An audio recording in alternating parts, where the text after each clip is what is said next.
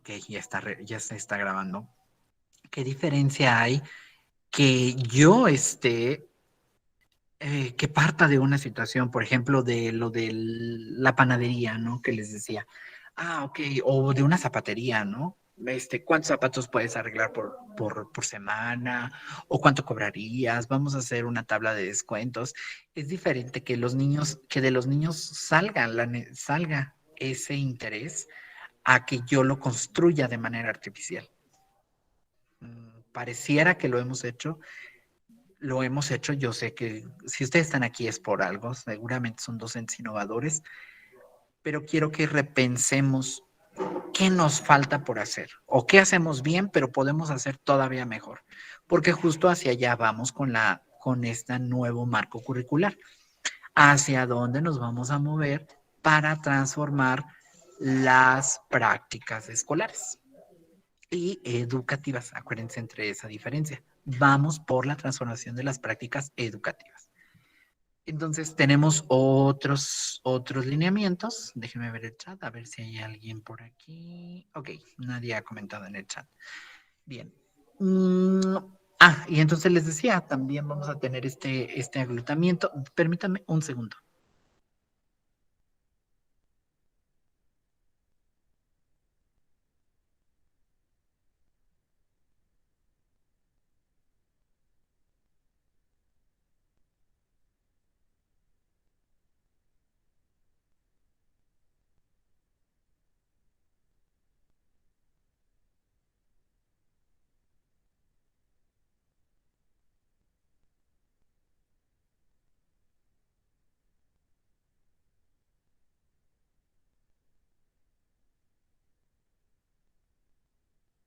Listo, muchas gracias, perdón. Entonces les decía, vamos a pensar, ¿no? Dejémonos esta reflexión general. No es un ataque, es una invitación. De verdad, yo les insisto eso. Es una invitación a pensar cómo andamos. Los que ya leyeron un poco sobre la reforma en secundaria, sobre los que ya leyeron un poquito, mm, mm, ¿qué podrían comentar? ¿Qué más les ha parecido interesante? ¿Qué quieren que discutamos? ¿Qué otra cosa les parece interesante? A ver, adelante. O hasta aquí, vamos a hacer una primera pausa en lo que se me dice un poquito mi garganta. ¿Qué más? De todo lo que acabo de decir, qué les llamó la atención? Platíquenme. O nada. En el chat o pueden abrir su micrófono sin problema. A ver, Yolanda, adelante. Sí, hola, mire, me llama la atención, yo soy maestra de primaria, me llama la atención mucho el hecho de esa pregunta de cómo se sienten los niños, qué quieren los niños. Creo que esa es la parte fundamental, bueno, para mí en lo que hemos estado trabajando durante esta tarde, referente a ellos, porque creo que ellos son la base de nuestro trabajo y debemos de considerarlos siempre. Ellos deben ser la parte más importante. Debemos de saber qué quieren, qué piensan, a dónde quieren ir, cuáles son sus aspiraciones y en base a eso nosotros acomodar nuestra planeación sin dejar de lado las necesidades de ellos. Gracias. Coincido totalmente. Gracias, Yolanda. Sí, en efecto, creo que ese es uno de los cambios paradigmáticos más interesantes de esta propuesta curricular. Vamos a transformar porque nos vamos a escuchar. Entonces, por eso les decía, ¿qué tan dispuestos estamos de escuchar? ¿Qué tan dispuestos estamos para escuchar al otro? ¿Qué tan dispuestos estamos para nosotros transformar nuestras prácticas docentes? Ya les decía, tenemos todas estas planeaciones como, no sé, como estas prácticas de descargar planeaciones y así. ¿Qué pasa entonces cuando me voy a ir a un ejercicio creativo, a un ejercicio intelectual, a un ejercicio en donde profesionalmente me voy a retar a mí como docente para decir y tomar decisiones? Eso es muy interesante porque entonces ahora yo tengo que saber exactamente cuál va a ser mi intervención, porque mi intervención tiene que estar adecuada, por ejemplo, al trabajo que yo desarrolle con los niños, porque voy a saber que el desarrollo de la noción del espacio geográfico es diferente a los 7 que a los 12 años. Tengo que saber que la noción de tiempo es la noción que más tarda en desarrollarse en los niños y que hasta los 12 años todavía no queda bien sustentada. Tengo que conocer sobre el desarrollo moral, tengo que conocer sobre cómo los niños desarrollan su pensamiento y su lenguaje, debo de conocer cómo se construyen los saberes matemáticos, debo de conocer, o sea, de verdad que es un debo de conocer tan amplio, en donde yo como maestro debo tener el discurso pedagógico aquí, porque yo voy a tomar decisiones, porque yo voy a escuchar a los niños, sus intereses, pero entonces desde mi papel, el que va a reconvertir esa interacción pedagógica voy a ser yo, apoyado de los otros. Entonces, por eso es que todo este trabajo va a requerir una transformación. Y ahí yo les diría, ¿cómo andamos en teoría pedagógica? ¿Cómo andamos en reconocer cómo aprenden los niños? ¿Cuáles son las características de los niños? Fíjense que luego me pasa mucho cuando tengo practicantes normalistas, que mis primeras preguntas son esas. A mí descríbeme cómo son los niños de esta edad. No, pues son así, así, así, así. Ah, ok. Ok, bueno, pues se les caen los dientes, son todavía como muy individualistas, no sé qué, cuando están en primero, segundo. Ah, ok. Bueno, ¿y eso cómo te puede convertir a ti en un tema? Ah, pues es que sí, se les caen los dientes, puedo, ¿no? Y luego lo que ellos comentan, ¿no? Ah, es que creo que los niños son así. Ah, ok, entonces ahí hablas de material concreto, ¿no? Porque Piaget dice que deben de todavía, las sugerencias de Piaget es de que deben de interactuar con estos materiales maleables para poder construir pensamientos estructurados, bla, bla, bla, bla, bla. Ah, ok, pero parece que a veces se nos olvida todo eso. Vámonos, derecha a la flecha, como va el algoritmo. Y falta ese cimiento en la estructura del saber matemático, en donde los niños no jugaron, en donde los niños no movieron fichas, en donde los niños carecen de eso. Pero aquí la apuesta va a ser eso. Si yo voy a tomar un tema real, como las filas, como las sillas, como lo que ustedes quieran, ¿cómo yo voy a convertir cómo yo voy a ayudar a los niños a transformar ese interés y lo voy a cristalizar en una actividad pedagógica, en una actividad escolar, en una actividad comunitaria?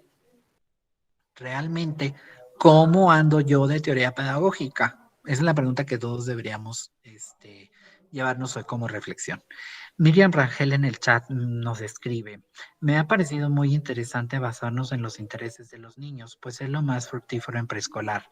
Lo hemos aplicado y los niños trabajan con entusiasmo y desarrollan los aprendizajes.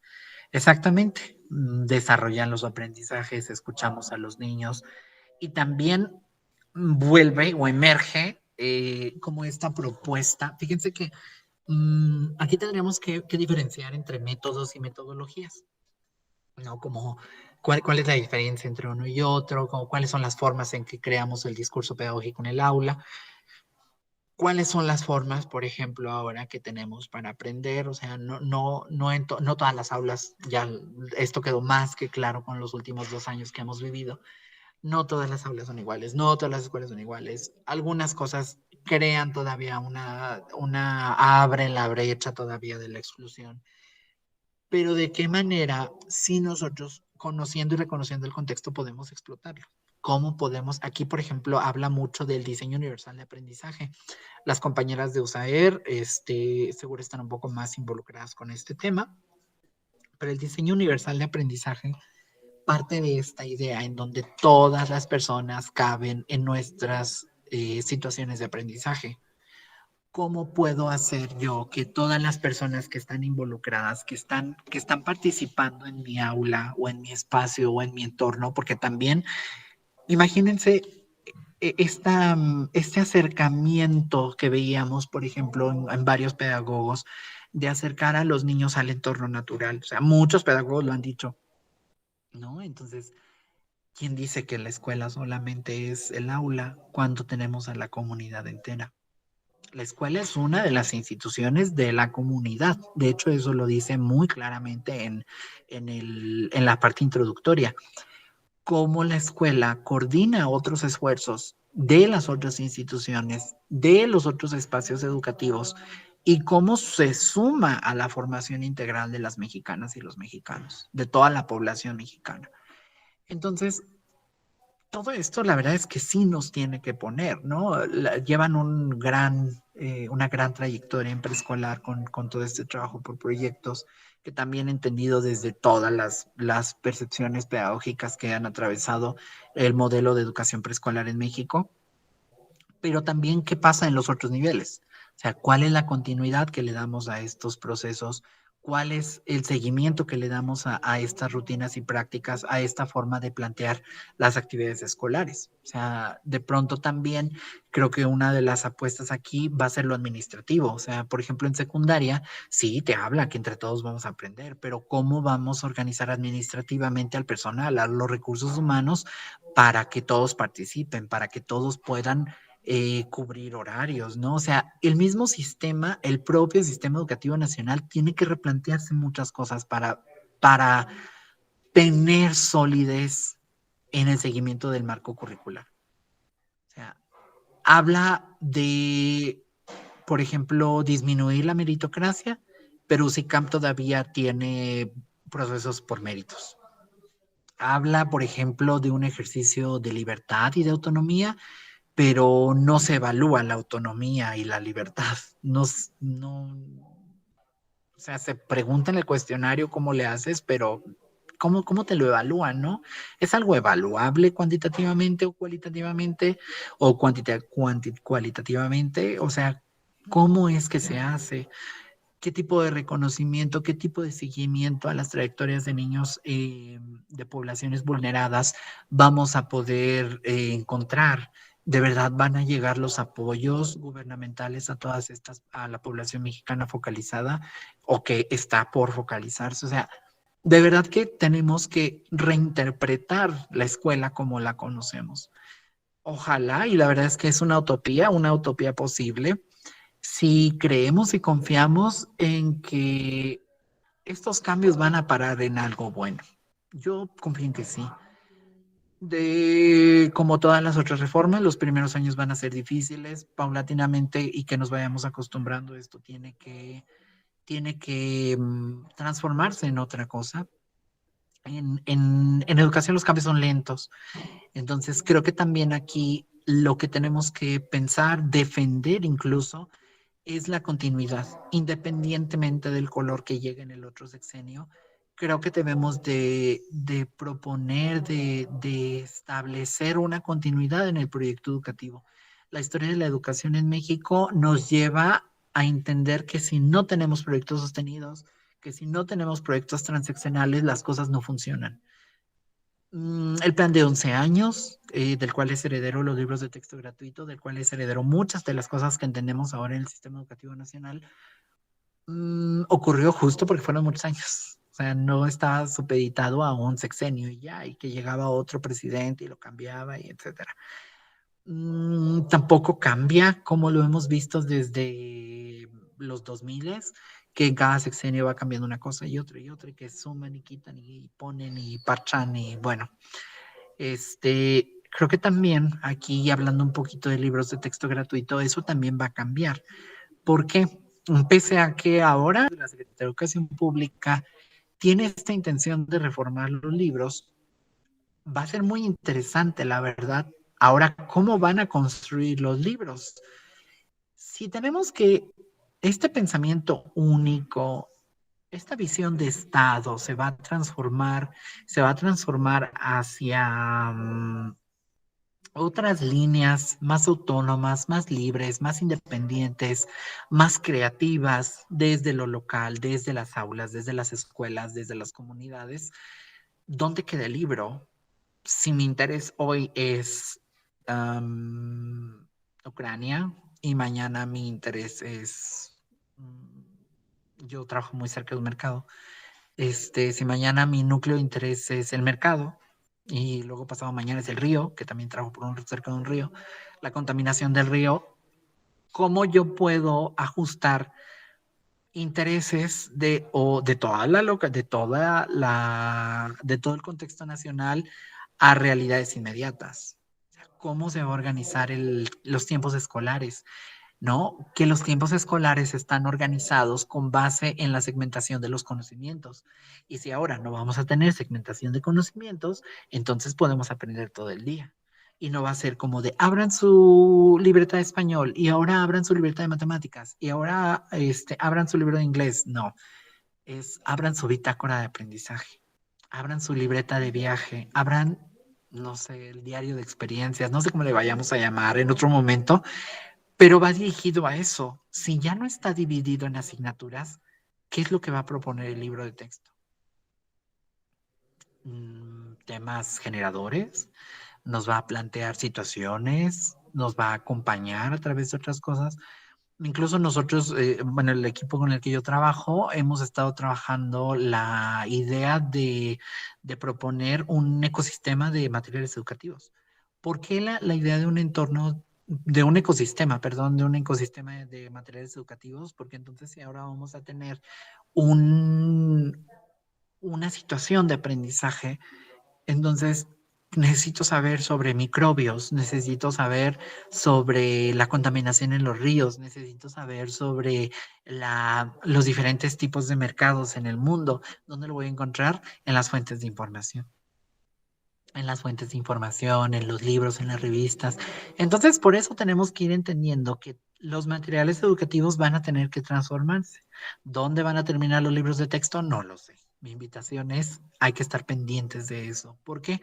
Porque ahora tenemos, ahora y siempre creo, mm, tal vez no habíamos reclamado ese derecho, pero debemos de reclamar ese derecho de nosotros decir cómo podrían estar mejor las cosas, cómo están bien, pero cómo están, podrían estar mejor. Entonces, creo que debemos de dirigirnos a este tipo de situaciones en donde también hay que cuestionar al sistema porque son sistemas inacabados. Al final de cuentas, también todos los sistemas tienen una cualidad, que todos son sistemas entrópicos, o sea, todos van a tener un periodo de cambio, pero después de ese periodo de cambio vamos a regresar a una situación otra vez de estabilidad y otra vez se levanta el cambio y otra vez regresamos. Es un ciclo, en todos los sistemas eso sucede. Entonces tenemos que cuestionarnos, tenemos que plantearnos, tenemos que discutirlos, tenemos que analizarlos, tenemos que preguntar a los padres de familia, tenemos que preguntarnos a nosotros mismos, tenemos que compartir, y pareciera como obligación. Pero frente a todas estas necesidades, que espero que ustedes ya digan, sí, sí, Lalo, sí necesito, o sea, eso es un ejercicio de honestidad. Yo cómo estoy, yo en dónde me sitúo para sumarme a los cambios. ¿Qué me falta? ¿Estoy preparado? ¿No estoy preparado? ¿Qué me hace falta? ¿Y qué necesito hacer? Estamos a tiempo. En realidad el tiempo es tan relativo. Lean el discurso de Octavio Paz cuando ganó el premio Nobel y hace una discusión sobre el tiempo. Muy interesante. Entonces, ¿qué otras cosas tiene? Habla de igualdad. Fíjense que ahí ese tema a mí sí me pareció para discutir ampliamente porque hace tiempo que ya no se habla de igualdad, se habla de equidad de género. Recordemos un poco sobre igualdad, o sea, igualdad es darte lo mismo que a todos, ¿no? Y equidad es darte lo que necesitas de acuerdo a tu necesidad para poder estar como los otros. No sé si recuerdan un gráfico en donde está como una bardita para ver el fútbol y entonces a todos les dan una misma cajita, pero una persona de baja estatura pues no alcanza, el que es como muy alto alcanza a ver perfecto y el de estatura media pues apenas, ¿no? Y sale los ojitos. Eso es igualdad, en muy pocas palabras. Pero equidad es que la persona de estatura baja le vas a dar una caja todavía más alta, al que es alto le vas a dar una caja más pequeña y al que es de estatura mediana, pues le vas a dar una caja como pues al tamaño, ¿no? Y a todos los pones igual. Por eso es que a mí me llamó la atención desde la perspectiva de los derechos humanos que hablen de igualdad cuando muchos de los discursos hablan ya de equidad, justo por lo que acabo de explicar. Entonces, ¿Dónde queda esto en política pública? En política pública sí implica. ¿Por qué? Porque si tenemos este pensamiento de no dejar a nadie afuera, no dejar a nadie atrás, que tampoco fue un invento de la escuela mexicana, o sea, esto es, ese principio viene de las reformas en Estados Unidos, el sistema educativo estadounidense. O sea, hay un principio y así, tal cual la traducción es, nadie se queda afuera, nadie se queda atrás. Lo mismo viene para acá, ¿no? Es algo que hemos ido heredando y que nos apropiamos de estas corrientes organizativas de los sistemas educativos en el mundo, pero que hacia dónde nos vamos, ¿no? Este, entonces, si nadie se tiene que quedar afuera, si nadie se tiene que quedar atrás, empezaríamos a discutir de manera crítica mm, la toma de decisiones, por ejemplo, como lo de escuelas de tiempo completo. Si no quieres que los niños se queden sin comer, si no quieres que los niños se queden sin asegurarles comida caliente, desayunos sanos, ¿por qué cierras un programa que te lo aseguraba? ¿No? Si no quieres que ningún niño se quede afuera y ningún niño se quede atrás, ¿de qué manera en política social vamos a asegurar que cada niño y cada niña tenga los recursos de manera directa para que no abandonen la escuela? Entonces tenemos que ir reflexionando también como eso. ¿Cuál va a ser el nuevo papel de los directores, de todo el personal directivo para poder asegurar la gestión escolar y que realmente nadie se quede afuera, nadie se quede atrás? ¿Por qué? Porque la retórica de nacional es primero los pobres. Y entonces, ¿dónde están primero los pobres? O sea, primero los pobres son a los que vamos a excluir. No, o sea, sería una incongruencia. ¿Dónde están las figuras de supervisión escolar? ¿Dónde están? O sea, tenemos que empezar como a, no solamente el cambio va dirigido al profesor, al personal docente de aula. O sea, está simbrando a todo el sistema educativo. Entonces, cambiar todo lo que hemos concebido durante años, cambiar todas estas ideas que tenemos como muy anquilosadas y muy fijas aquí en nuestra mente, en nuestros corazones y en el ser docente. El otro día escuchaba a alguien que decía, definían, de hecho en el foro de eso dijeron, definir el trabajo docente como un apostolado, con todos los riesgos que ello implica. A otros decían que era un arte, otros decían que era un trabajo técnico, otros decían que era un trabajo profesional. No es malo que pensemos eso. Simplemente, bueno, todos pensamos diferente, cada quien tiene su historia, cada quien tiene su formación, pero ¿cuál sería de todas estas figuras la figura docente más adecuada para la nueva escuela mexicana? ¿Cuál sería el docente que necesitamos en este momento realmente para poder educar a la sociedad? ¿Cuál va a ser nuestra participación para realmente transformar a nuestro país? Y no solamente desde esta visión político-histórica de una cuarta transformación que se ha llamado, sino simplemente este desarrollo histórico cotidiano, esta formación que necesitan los niños de toda la comunidad para poder aprender y educarse. Porque también tenemos otro referente. En el contexto habla mucho sobre el ocaso de la familia, sobre cómo las familias también han ido como esta formación moral, en algún momento lo toca, sobre cómo esta educación moral se ha entregado la responsabilidad a la escuela. Y entonces plantea estos ejercicios corresponsables entre todas las figuras educativas, porque al final de cuentas, pues educa el de la tienda, educa el del mercado, educa el de la combi, educa el de la casa, educa el de la escuela y educan todas las personas con las que los estudiantes interactúan.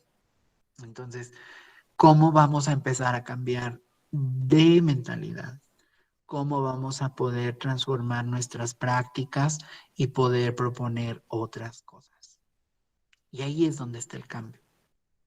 No está el cambio en las hojas, no está el cambio en, en los planes propiamente. Una innovación no va a construirse si nosotros no estamos de acuerdo. si nosotros no la llevamos a cabo. Entonces, tenemos todas estas líneas, tenemos todas estas participaciones, tenemos todos estos cambios que van a quitar todo nuestro saber pedagógico, todo nuestro discurso que hemos mantenido y sostenido durante años, y hacia dónde nos vamos a dirigir. Entonces, tenemos que pensar eso. Muy bien. Hasta aquí vamos a hacer. Ok, gracias. Alguien ya me ganó. Les iba a decir que leía los comentarios en el chat. Dice Miriam Rangel, gracias por el comentario, Miriam. Dice, promover y motivar a los compañeros que no quieren o no tienen la apertura a llevar a cabo y aplicar el nuevo programa es labor de todos los docentes. Por el bien también de la elaboración del trabajo en colegiado, ya que nos exigen muchos proyectos a nivel escuela que en ocasiones se frenan por aquellos que no quieren cambiar. Exactamente, exactamente, Miriam. Vamos a tener que transformarnos, ¿no? Hay cambios en todos los niveles, hay situaciones, hay cosas que difícilmente van a cambiar, pero poco a poco vamos a tener que ir convenciéndonos porque no es este desapego, es esta apartarnos de nuestra necesidad, sino repensar la necesidad de los estudiantes y cómo ellos están involucrados con los procesos de participación en la escuela.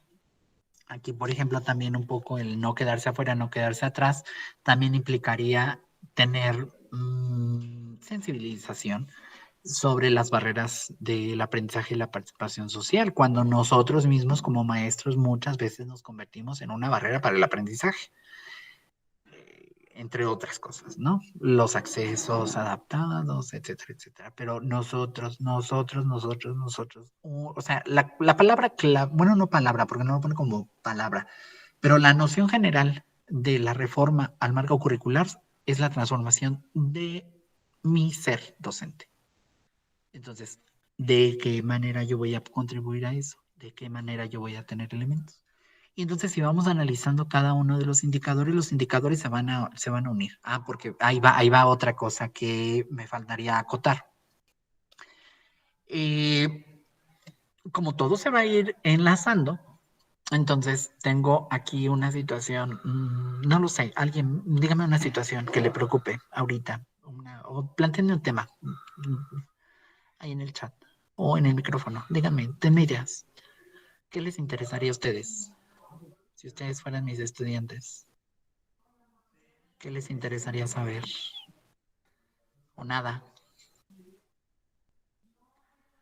Ting, ting, ting. Un tema, el que sea.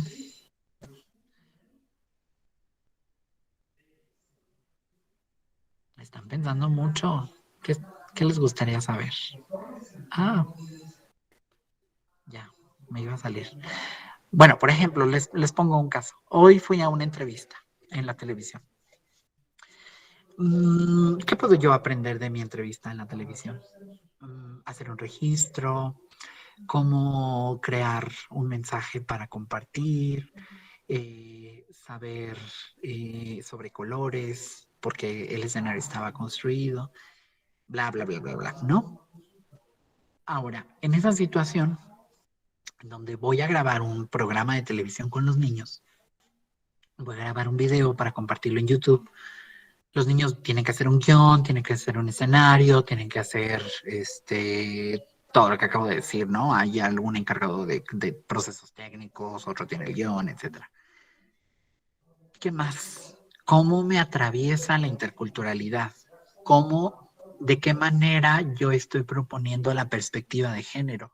¿De qué manera yo estoy proponiendo los saberes y el pensamiento? Estoy asegurando que esa actividad está a favor de la igualdad sustantiva.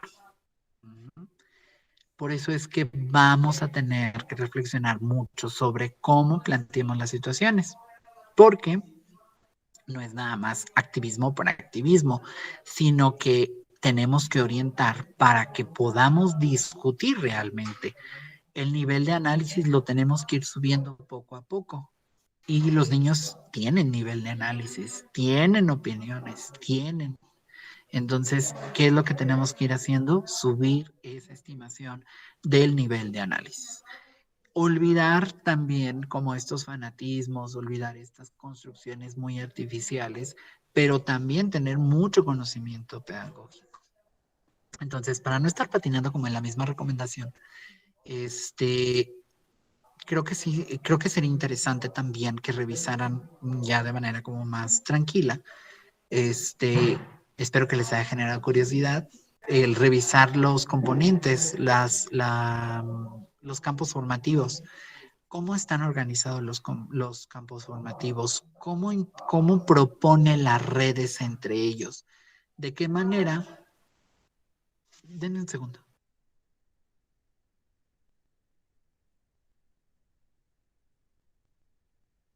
Listo. Entonces, les decía, ¿no? Vamos a tener esta nueva visión. Entonces, para ir cerrando un poquito, la reforma llegó para quedarse, tal vez sí, tal vez no. Necesitamos esperar qué pasa con el tiempo y con los sexenios. ¿Va a ser fácil la reforma?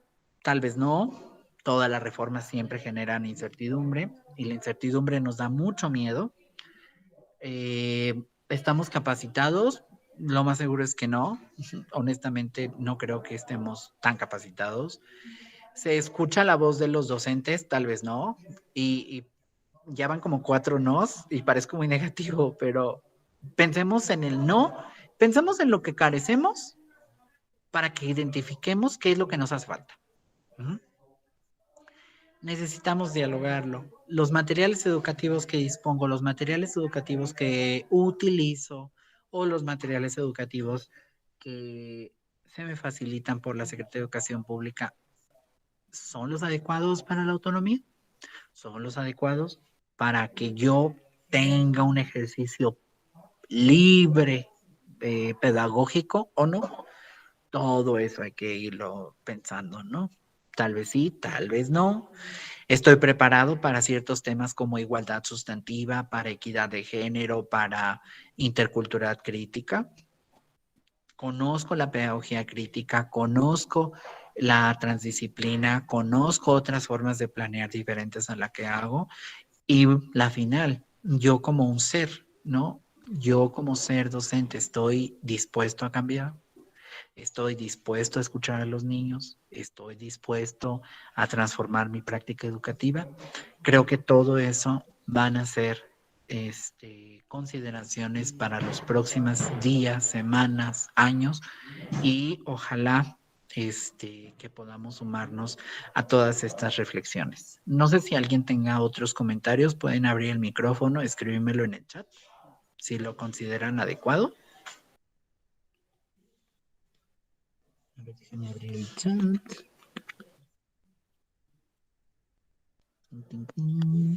¿Están pensando? ¿Siguen ahí? Are you still there? ¿Cómo ven? A ver, Lorenza, Violeta, Celia, Yolanda, Isabel. A ver, ¿a quién más tengo en la lista? Edith. Ah, adelante, Edith. Ya vi que levantaste la mano. Y luego Yolanda.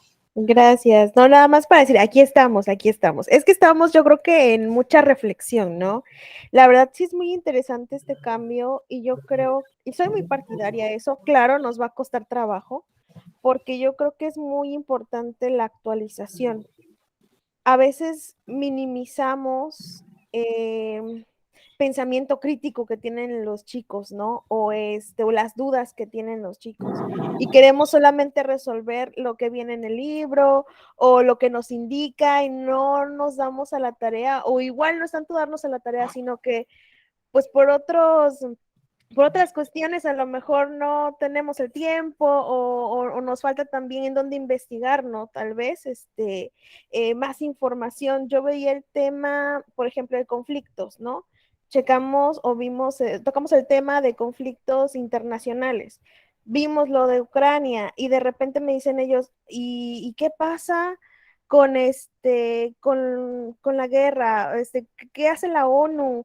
Que hay algunas leyes, hay un reglamento o algo, ¿qué pasa con las personas? ¿Se pueden bombardear los hospitales o no?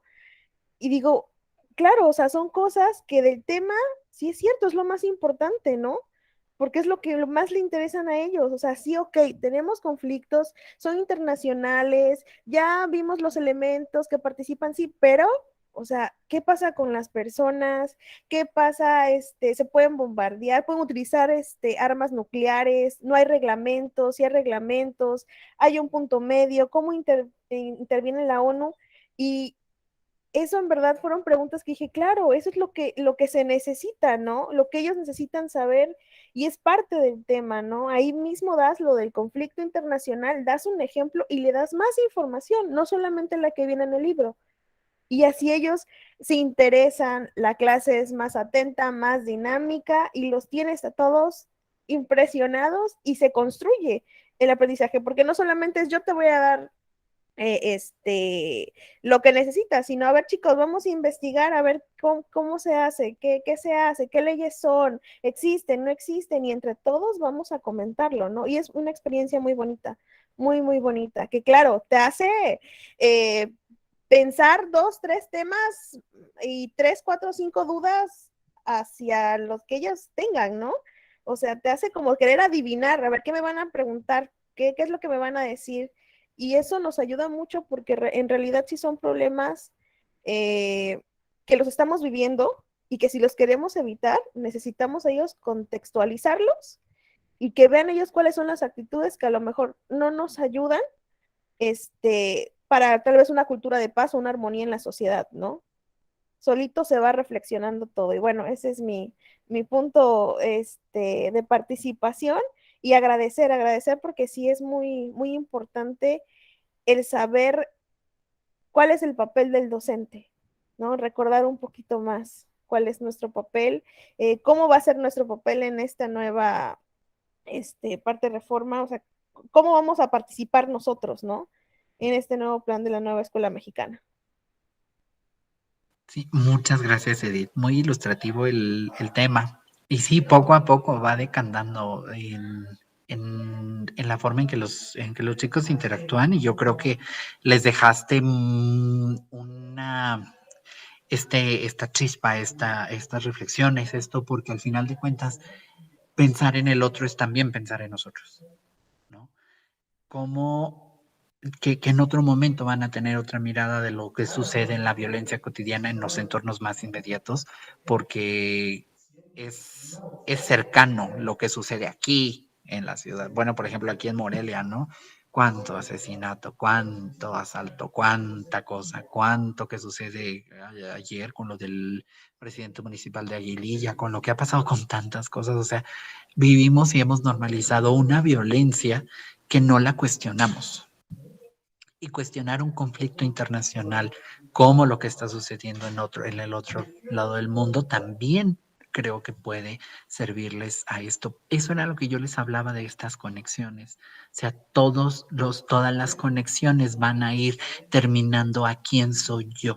Entonces, muy interesante, Edith. Déjenme ver en el chat, hay otros comentarios. Dice Celia Montero, volver la mirada a la escuela es realmente un ejercicio introspectivo que implica ver más allá de la reproducción de conocimiento. Exactamente, no es la reproducción.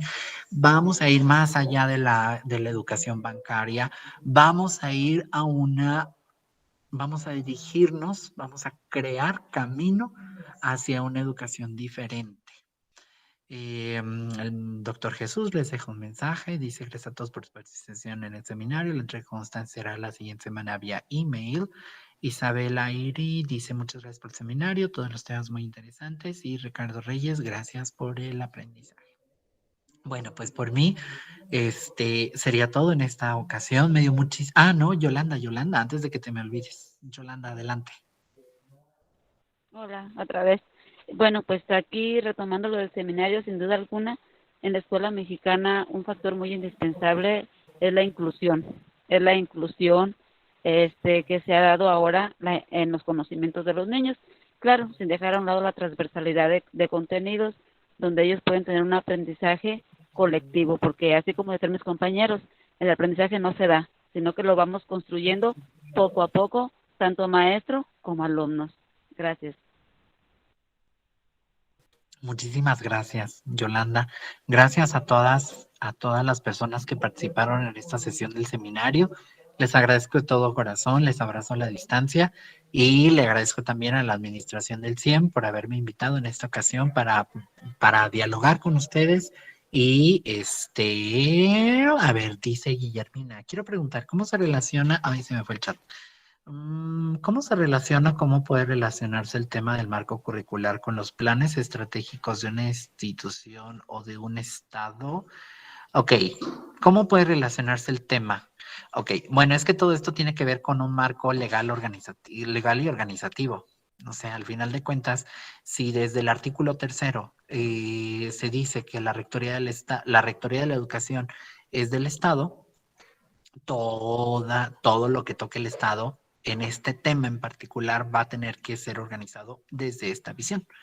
Entonces, ¿cómo se van relacionando estos temas? Justamente por eso, porque la idea que tengamos desde el sistema educativo que queremos, eso se va transformando en los documentos oficiales y en las prácticas cotidianas en que se va a transformar el sistema. Entonces, no pueden, por eso les decía que era muy importante ya tener una innovación o un plan sostenido durante muchos años, porque tenemos el plan del 2011, del 2017, lo que de corazón y mente creemos que es la nueva escuela mexicana, pero necesitamos armonizarlo. Entonces, todos estos temas en política pública se decantan en otras cosas. O sea, lo que ahora conocemos como la escuela al centro o los recursos estos que dan directamente, en otro momento tal vez habrá otro programa, habrá otras cosas. Entonces, toda la estructura tiene que estar plagada, impregnada, tocada por esta noción del mexicano que queremos formar. Entonces, a nivel institucional, como una escuela, toda la escuela deberá trabajar en el consejo técnico, toda la escuela deberá trabajar justo para lograr esto que se espera a nivel nacional, porque somos como los granitos de arena, o sea, este granito chiquitito que es la escuela se va sumando con otras tantas, pero al final de cuentas la playa completa pues viene a representar a todo México. Entonces, de esa manera es como se relaciona todo este tema del marco curricular, porque al final de cuentas es una política de Estado, del Estado-Nación. Entonces, al tener una política nacional, una dirección de hacia dónde tenemos que dirigir los esfuerzos en política pública, en particular en el aseguramiento del derecho a la educación, pues ahí es donde los planes estratégicos van a entrar. O sea, no podemos seguir pensando como en los concursos de rondas, concursos de, no sé, otras cosas que tal vez sean competencia, que tal vez sean otras cosas. O sea, todo eso lo tenemos que cambiar. Todos esos planes estratégicos van a tener que transformarse porque los objetivos van a ser otros, porque las cosas que pretendemos alcanzar son otras. Entonces, por eso tenemos que cambiar. Y bueno, espero que con ese comentario, Yolanda, muchas gracias por la ponencia. Miriam, excelente, muy al próximo CT, con mucho que platicarles a mis compañeros. Claro, invítenlos al CIEM. Aquí nosotros podemos compartirles y seguir en el diálogo. Gracias a la administración y excelente ponencia, muchas gracias. No, pues muchas gracias a todas y a todos y les abrazo a la distancia y los dejo con el doctor Jesús por si tiene comentarios adicionales y les agradezco mucho.